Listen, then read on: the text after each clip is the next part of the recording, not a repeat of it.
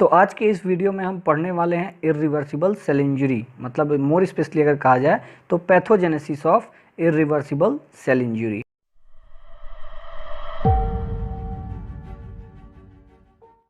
तो देखिए ये एक फ्लोचार्ट दिया है मैंने, ये pathogenesis of irreversible cell injury का है।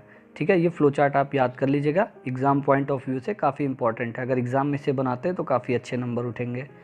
तो देखिए यहाँ पे लिखा है इस्कीमिया और हाइपोक्सिया। जब ये इस्कीमिया या हाइपोक्सिया हमारे शरीर में काफ़ी लंबे समय तक के लिए रह जाता है तो इसके वजह से 3 प्रॉब्लम अकर होते हैं। इस्कीमिया के वजह से टॉक्सिक O2 रेडिकल्स पैदा होते हैं, फिर हमारे बॉडी में जो ATP का सिंथेसिस होता है वो डिक्रीज़ कर जाता है, और तीसरा प्रॉब्लम जो है, जो साइटोसोल होता है उसमें कैल्शियम आयन का कंसंट्रेशन ज़्यादा हो जाता है। ठीक है, तो अब जब ATP का सिंथेसिस हमारे बॉडी में कम हो जाता है या घट जाता है तो उसके वजह से जो हमारा मेम्ब्रेन और फॉस्फोलिपिड का सिंथेसिस होता है वो भी घट जाता है। ठीक है, जब एक बार मेम्ब्रेन या फॉस्फोलिपिड का सिंथेसिस घटता है तो उसके वजह से 2 चीज़ होता है। एक, मेम्ब्रेन फॉस्फोलिपिड जो होता है उसका लॉस और बढ़ता चला जाता है, और दूसरा लिपिड ब्रेकडाउन प्रोडक्ट पैदा होते हैं। ठीक, और अल्टीमेटली करते क्या हैं, ये मेम्ब्रेन डैमेज करते हैं। एक बार जब मेम्ब्रेन डैमेज हुआ तो इंट्रासेलुलर एंजाइम्स जो होते हैं उनका लाइब्रेशन होता है, मतलब रिलीज़ होने लगते हैं, जो कि सेल डेथ करते हैं या सीरम एंजाइम एक्टिवेशन करते हैं, न्यूक्लियर चेंज करते हैं। ठीक है, अब दूसरा नंबर आया, जब हमारा साइटोसोल में अगर कैल्शियम आयन का कंसंट्रेशन बढ़ जाता है तो उसके वजह से 2 प्रॉब्लम्स होते हैं, मतलब एक्टिवेशन होता है 2 एंजाइम्स का। कब? जब साइटोसोल में कैल्शियम आयन का कंसंट्रेशन बढ़ जाता है तो 2 एंजाइम्स का एक्टिवेशन होता है। एक एंजाइम को कहा गया प्रोटीएस, दूसरे को कहा गया फॉस्फोलाइपेज। ठीक, जब फॉस्फोलाइपेज का एक्टिवेशन होता है तो वो 2 प्रॉब्लम कॉज करता है। फॉस्फोलाइपेज मतलब फॉस्फोलिपिड को तोड़ने वाला एंजाइम। ये क्या करता है, मेम्ब्रेन फॉस्फोलिपिड का जो सिंथेसिस होता है, या फिर कहा जाए मेम्ब्रेन फॉस्फोलिपिड को ही ये तोड़ देता है। ठीक है, ब्रेक डाउन करता है उसका। अब जब ब्रेक डाउन होता है लिपिड का तो लिपिड ब्रेक डाउन प्रोडक्ट पैदा होते हैं। ठीक है, फिर वो मेम्ब्रेन डैमेज करेंगे, फिर इंट्रासेलुलर एंजाइम रिलीज होगा, फिर सेल डेथ कॉज होगा। अब अगर हम बात करते हैं प्रोटीएस की, तो अगर साइटोसोल में कैल्शियम आयन का कंसंट्रेशन बढ़ गया तो वो 2 एंजाइम्स को एक्टिवेट करता है, फॉस्फोलाइपेज एंड प्रोटीएस। अब प्रोटीएस की बात कर रहे हैं, जब प्रोटीएस एक्टिवेट हो जाता है तो वो साइटोस्केलेटल इंजरी कॉज करता है, जिसकी वजह से मेम्ब्रेन डैमेज होता है। मेम्ब्रेन डैमेज हुआ तो इंट्रासेलुलर एंजाइम लाइब्रेट होंगे जो कि सेल डेथ कराएंगे। अब आता है टॉक्सिक O2 रेडिकल्स। ठीक है, इस्कीमिया जब लंबे समय तक के लिए हमारे बॉडी में रुक जाता है तो उसके वजह से टॉक्सिक O2 रेडिकल्स पैदा होते हैं। ठीक है, टॉक्सिक O2 रेडिकल से हमारा मतलब है O2 H2O2 OH। ठीक है, ये क्या करते हैं, लिपिड का परऑक्सीडेशन करते हैं और DNA को डैमेज करते हैं, और फाइनली मेम्ब्रेन डैमेज कर देते हैं। ठीक है, जब मेम्ब्रेन डैमेज करेंगे तो फिर इंट्रासेलुलर एंजाइम रिलीज होगा जो सेल डेथ करेगा, सीरम एंजाइम एक्टिवेशन करेगा या न्यूक्लियर चेंजेस लाएगा। तो ये था हमारा फ्लो चार्ट ने जो बोला, ये मैंने हिंदी में आपको सब समझा दिया है। अब इसी को हम इंग्लिश में पार्ट बाय पार्ट में मतलब याद करते चलेंगे। तो अभी जो मैंने फ्लो चार्ट में बोला था उसको अब हम वर्ड्स में जानते हैं। Irreversible cell injury. As we know that if the hypoxia and ischemia is of short duration, the effects that are caused by them are reversible on rapid restoration of circulation. मतलब आपको मैंने पहले video में ये बताया था अपने कि हाइपोक्सिया और इस्कीमिया अगर थोड़े समय के लिए है तो हम अगर तुरंत ब्लड का सर्कुलेशन ज़्यादा कर देते हैं उस जगह पे जहाँ पे हाइपोक्सिया इस्कीमिया अकर हुआ है, तो वो जो कोई भी इफ़ेक्ट डाला रहता है, जो कोई भी प्रॉब्लम हाइपोक्सिया इस्कीमिया की वजह से पैदा हुआ रहता है, वो प्रॉब्लम सॉर्ट आउट हो जाता है, मतलब ख़त्म हो जाता है। But if the ischemia and hypoxia persist for longer duration, they tend to cause irreversible change in the structure and function of cell and subsequently leads to cell death. वही बोला कि अगर इस्कीमिया या हाइपोक्सिया काफ़ी लंबे समय तक के लिए हमारे बॉडी में रुक जाता है तो इसके वजह से क्या होता है कि सेल का जो स्ट्रक्चर होता है और जो सेल का फंक्शन होता है इसमें चेंज आ जाता है, और जब सेल के स्ट्रक्चर या फंक्शन में चेंज आता है हाइपोक्सिया इस्कीमिया के वजह से तो सेल डेथ होता है, तो सेल मर जाता है। तो अब हम बात करते हैं pathogenesis of irreversible cell injury के बारे में। When the hypoxia and ischemia persist for long duration, they tend to cause mitochondrial dysfunction. वहाँ पे मैंने अभी आपको फ्लो चार्ट में बताया था कि ये 3 प्रॉब्लम करता है। पहला क्या था, डिक्रीज इन एटीपी, तो ये उससे रिलेटेड है कि जब हाइपोक्सिया और इस्कीमिया काफ़ी लंबे समय तक के लिए हमारे बॉडी में किसी एक पार्ट पे हो जाता है तो उसकी वजह से माइटोकॉन्ड्रियल डिसफंक्शन आता है। माइटोकॉन्ड्रिया जो है वो अपना काम नहीं कर पाता है। As a result membrane damage occur, जिसकी वजह से मेम्ब्रेन डैमेज होता है। इसके बीच में भी कुछ प्रोसीजर्स हैं जो यहाँ पे नहीं बताए गए हैं, तो खैर छोड़िए उसे। That finally result in the liberation of intracellular enzyme.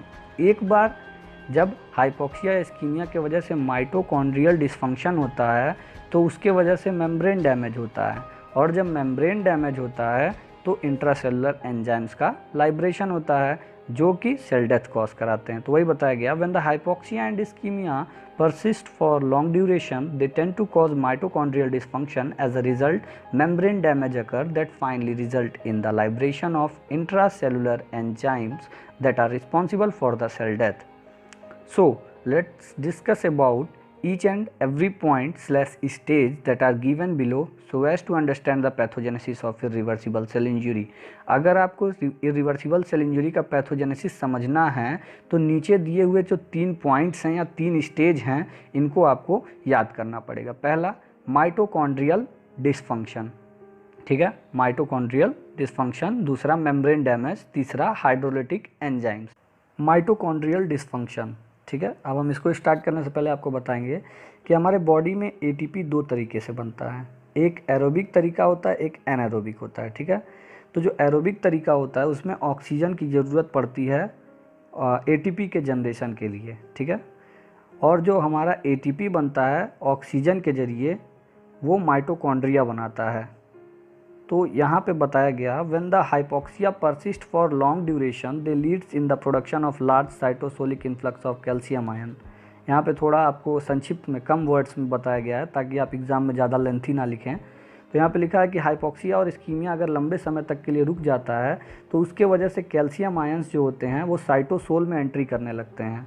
वही बताया गया कि production of large cytosolic influx of calcium ion. दूसरा पॉइंट बोल रहा था calcium ion that had occurred because of the hypoxia is taken up by the mitochondria and because of this mitochondrial dysfunction occur. मतलब जो calcium ion बना है hypoxia के वजह से उसको यूज़ कर लेता है माइटोकॉन्ड्रिया, और जब उसको यूज़ करता है तो उसकी वजह से माइटोकॉन्ड्रियल डिसफंक्शन आता है। और माइटोकॉन्ड्रिया का फंक्शन तो यही है कि वो एटीपी जनरेट करे। तो जब माइटोकॉन्ड्रिया ही बिगड़ जाएगा तो वो एटीपी बनाएगा कैसे? तो लास्ट में वही बताया गया है, in other word the production of ATP by mitochondria decreases, ठीक है।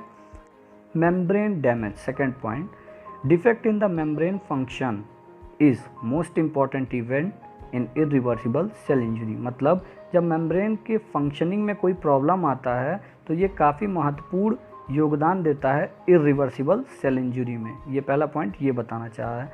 दूसरा, the mechanism by which the membrane gets damage are listed below. मतलब जिस मैकेनिज्म से या जिस तरह से मेम्ब्रेन डैमेज होते हैं वो नीचे दिए गए हैं। ये 4 चीज़ें जो हैं, ये 4 पॉइंट्स जो हैं, ये वो मैकेनिज्म है जिसके द्वारा मेम्ब्रेन डैमेज होता है। पहला तो membrane accelerated degradation of membrane phospholipid. मतलब मेम्ब्रेन फॉस्फोलिपिड को काफ़ी तेज़ी से तोड़ा जाता है। कौन तोड़ता है ये आगे बताएंगे। Cytoskeletal damage, toxic oxygen radicals, break down product of lipids. इन चारों के वजह से क्या होते हैं, मेम्ब्रेन डैमेज होते हैं। तो पहला पॉइंट जो मेम्ब्रेन को डैमेज कर रहा था वो है accelerated degradation of membrane phospholipid. मतलब कैसे ये हो रहा है इसके बारे में बता रहे हैं हम। पहला point, oxygen depletion causes shift of calcium ion from mitochondria and endoplasmic reticulum into cytosol. मतलब जब ऑक्सीजन की कमी होती है हमारे बॉडी के अंदर तो कैल्शियम आयन जो होता है वो माइटोकॉन्ड्रिया और एंडोप्लाज्मिक रेटिक्यूलम को छोड़ के साइटोसोल में जाने लगता है। As soon as the level of calcium ion increases in the cytosol, जैसे कैल्शियम आयन का कंसंट्रेशन बढ़ता जाता है साइटोसोल में, it leads to the activation of phospholipase from ischemic tissue and they also activate protease that causes cytoskeletal damage. मतलब कि एक बार जब कैल्शियम आयन का कंसंट्रेशन साइटोसोल में बढ़ जाता है तो वो क्या करता है, 2 चीज़ों का एक्टिवेशन करता है, 2 एंजाइम्स का, एक फॉस्फोलाइपेज का और दूसरा प्रोटीएज का। जो फॉस्फोलाइपेज का एक्टिवेशन करता है वो इस्केमिक टिश्यू में पाए जाते हैं, वहाँ पे जाके उनका एक्टिवेशन करता है, ठीक है। इस्केमिक टिश्यू मतलब जिसको ब्लड प्रॉपर अमाउंट में नहीं मिला था, उस टिश्यू में जो फॉस्फोलाइपेज एंजाइम होते हैं उनका एक्टिवेशन कर देता है कैल्शियम आयन। और दूसरा प्रोटीएज का एक्टिवेशन करता है। ये जो प्रोटीएज होते हैं ये साइटोस्केलेटल डैमेज करते हैं, ठीक है। The phospholipase then starts to degrade the membrane phospholipid. एक बार जब फॉस्फोलाइपेज एक्टिवेट हो जाता है तो वो मेम्ब्रेन फॉस्फोलिपिड का डिग्रेडेशन करने लगता है, उसको तोड़ने लगता है। नाम ही इस एंजाइम का है फॉस्फोलाइपेज, मतलब फॉस्फोलिपिड्स को तोड़ने वाला। ये क्या करता है, मेम्ब्रेन फॉस्फोलिपिड को तोड़ देता है। Which is the main constituent of lipid bilayer membrane. और ये फॉस्फोलिपिड जो होता है ये सबसे मेन कॉन्स्टिट्यूएंट होता है हमारे लिपिड बाइलेयर मेम्ब्रेन का, ठीक है। हमारे लिपिड का 2 लेयर होता है मेम्ब्रेन में, उसी को जब हमारा फॉस्फोलाइपेज तोड़ देता है तो सेल मेम्ब्रेन डैमेज हो जाता है। सेकेंड पॉइंट आया साइटोस्केलेटल डैमेज। साइटोस्केलेटल डैमेज की वजह से भी सेल मेम्ब्रेन डैमेज होता है। वो यहाँ पे आपको मैंने पहले ही बताया था अभी कि प्रोटीएज का एक्टिवेशन होने के बाद ही साइटोस्केलेटल का डैमेज होता है। तो यहाँ पहला पॉइंट बोल रहा है the increase in the level of cytosolic calcium ion leads to the activation of protease. मतलब एक बार जब साइटोसोल में कैल्शियम आयन का कंसंट्रेशन ज़्यादा हो जाता है तो वो प्रोटीएज का एक्टिवेशन करता है। In terms the protease are responsible for damaging the normal filament of cytoskeleton which are anchored to the cell membrane। मतलब जब एक बार प्रोटीएज एक्टिवेट हो जाता है तो वो डैमेज कॉज करता है, ठीक है। किसके ऊपर, जो नॉर्मल फिलामेंट्स जो सेल मेम्ब्रेन से जुड़े होते हैं उनको डैमेज कर देता है हमारा प्रोटीएज, ठीक है। तो सीधे बोला जाए the protease are responsible for damaging the normal filaments of cytoskeleton which are anchored to the cell membrane। Toxic oxygen radical. देखिए होता क्या है कि जब इस्कीमिया या हाइपोक्सिया काफ़ी लंबे समय तक के लिए रुक जाता है बॉडी में किसी एक पार्ट पे, तो उसके वजह से रिएक्टिव ऑक्सीजन डेरिवेटिव्स के स्पेसीज पैदा होते हैं, जैसे कि O2 negative, H2O2, OH negative, ठीक है। ये सब क्या करते हैं कि जब ये एक बार ये जो O2, H2O2, OH जब एक बार ये हमारे बॉडी में पैदा हो जाते हैं तो ये लिपिड पर ऑक्सीडेशन करते हैं और डीएनए डैमेज करते हैं, ठीक है। और एक बार जब डीएनए डैमेज हो जाता है तो इसके वजह से क्या होता है, प्रोटीन का मिसकोडिंग होता है, जिसके वजह से एपोप्टोसिस स्टार्ट होता है, ठीक है। ये जो एपोप्टोसिस है ये एक्चुअली में एक प्रोग्राम्ड सेल डेथ है, ठीक है, जो कि मल्टी सेलुलर ऑर्गेनिज्म में होता है। तो अब इसको पढ़ते हैं। When the ischemia and hypoxia persist for long duration they result in increased number of reactive oxygen derived species. इतना पॉइंट ये बोला कि इस्कीमिया हाइपोक्सिया काफ़ी लंबे समय तक अगर हमारे बॉडी में रुकेगा तो उसके वजह से क्या होता है कि रिएक्टिव ऑक्सीजन डिराइव्ड स्पेसीज का जो नंबर होता है, जो मात्रा होता है वो बढ़ जाता है। तो जो अभी मैंने बोला रिएक्टिव ऑक्सीजन डिराइव्ड स्पेसीज, उसका एग्जाम्पल है O2 नेगेटिव, H2O2, OH, ठीक है। एक बार जब ये तीनों बढ़ जाते हैं हमारे बॉडी में तो ये क्या करते हैं, लिपिड पर ऑक्सीडेशन करते हैं, ठीक है, वो बताया गया। And once the level of toxic oxygen radical increases they causes lipid peroxidation and also causes DNA damage, और डीएनए डैमेज भी करते हैं। Once when the DNA get damage they causes miscoding of protein that initiate apoptosis, ठीक है। एक बार जब DNA damage होता है तो उसकी वजह से भी जो प्रोटीन होते हैं उनकी मिसकोडिंग होती है, और जब प्रोटीन की मिसकोडिंग होती है तो उसके बाद एपोप्टोसिस होता है। ये हमारा लास्ट पॉइंट है जो कि सेल मेम्ब्रेन डैमेज करता है, ठीक है। तो इसको याद करने से पहले आपको एक नया चीज़ याद करना, पुराना चीज़ याद करना होगा, जो कि मैंने पहले ही आपको वीडियो के स्टार्टिंग में बताया था कि जब साइटोसोल में कैल्शियम आयन का कंसंट्रेशन बढ़ जाता है तो वो एक एंजाइम का एक्टिवेशन करता है जिसका नाम था फॉस्फोलाइपेज। फॉस्फोलाइपेज जैसा कि नाम से ही क्लियर है, फॉस्फोलिपिड को तोड़ने वाला, ठीक है। तो मेम्ब्रेन फॉस्फोलिपिड को जब फॉस्फोलाइपेज तोड़ने लगता है तो उसमें से ब्रेकडाउन प्रोडक्ट पैदा होते हैं, ठीक है। और ये जो ब्रेकडाउन प्रोडक्ट होते हैं वो इंजर्ड सेल, जिस सेल पे चोट लगा है उसी सेल पे जाके एक्यूमुलेट होने लगते हैं। वो जो ब्रेकडाउन प्रोडक्ट थे वो इंजर्ड सेल पे एक्यूमुलेट होने लगते हैं। एक बार जब वो वहाँ पे जम जाते हैं ढेर सारे, तो वो फिर से सेल मेम्ब्रेन को डैमेज करने लगते हैं, नए सेल को डैमेज करने लगते हैं या नए सेल को इन्फेक्ट करने लगते हैं, कहा जा सकता है। तो अभी तक pathogenesis of irreversible cell injury में हमने क्या पढ़ा कि सबसे पहले होता है माइटोकॉन्ड्रियल डिसफंक्शन, मतलब माइटोकॉन्ड्रिया का जो फंक्शन होता है उसमें कोई दिक्कत आ जाता है। फिर उसके बाद होता है मेम्ब्रेन डैमेज, ठीक है। जब मेम्ब्रेन डैमेज होता है किसी भी 4 कारण से, जो मैंने अभी बताया हैं, जो 4 कारण, उनके वजह से जब मेम्ब्रेन डैमेज होता है तो लास्टली हाइड्रोलिटिक एंजाइम्स या मोर स्पेशली कहा जाए इंट्रासेलुलर हाइड्रोलिटिक एंजाइम्स का लाइब्रेशन होता है, मतलब वो रिलीज़ होने लगते हैं, ठीक है, जो कि सेल डेथ कॉज करते हैं। तो यहाँ पे अभी स्टार्ट होता है पहला point, damage to lysosomal membrane is followed by liberation of hydrolytic enzymes. मतलब जब लाइसोसोमल मेम्ब्रेन का डैमेज होता है तो उसी दौरान में हाइड्रोलिटिक एंजाइम्स का लाइब्रेशन होता है।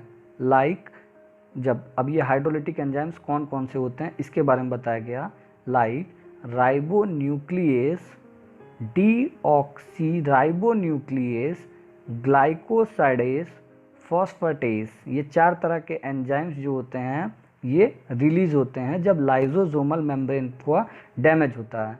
Once when this hydrolytic enzymes are activated, और एक बार जब ये हाइड्रोलिटिक एंजाइम एक्टिवेट हो जाते हैं, they start digesting the cellular component, मतलब जो सेल के अंदर कंपोनेंट्स पाए जाते हैं ये एंजाइम उसी कंपोनेंट को खाना स्टार्ट कर देता है, एंड इंड्यूसेस न्यूक्लियर चेंज, और इसी वजह से न्यूक्लियर चेंज होता है। और इसी के साथ में हमारा वीडियो यहाँ समाप्त हुआ, और सेल इंजरी जो हमारा इरिवर्सिबल सेल इंजरी का पैथोजेनेसिस था ये भी ख़त्म हो चुका है। तो आप हमारे चैनल को ज़रूर सब्सक्राइब करें, और आपके लिए मैंने एक प्लेलिस्ट बना के रखा है पैथोफिजियोलॉजी का, जहाँ पे आप अपने सिलेबस से रिलेटेड हर एक कंटेंट पा सकते हैं। तो हमारे प्लेलिस्ट को ज़रूर चेक करें।